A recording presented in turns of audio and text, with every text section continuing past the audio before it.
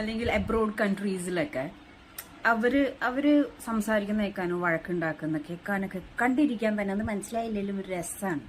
ഉദാഹരണത്തിന് രണ്ട് അമേരിക്കൻസ് തമ്മിൽ തല്ലുകയാണ്, അല്ലെങ്കിൽ രണ്ട് കാനഡിയൻ പീപ്പിൾസ് തമ്മിൽ തല്ലുകയാണ്. ഓക്കെ, അബ്രോഡിലെ ഏതെങ്കിലും ഒരു കൺട്രീസിലെ ആൾക്കാർ തമ്മിൽ തല്ലുകയാണ്.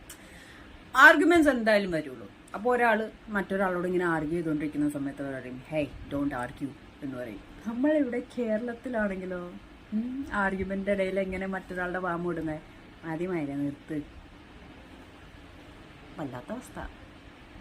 അല്ലെങ്കിൽ അബ്രോഡ് കൺട്രീസിലൊക്കെ അവര് സംസാരിക്കുന്ന കേൾക്കാനോ വഴക്കുണ്ടാക്കുന്ന കേൾക്കാനൊക്കെ കണ്ടിരിക്കാൻ തന്നെ അത് മനസ്സിലായില്ലെങ്കിലും ഒരു രസമാണ്.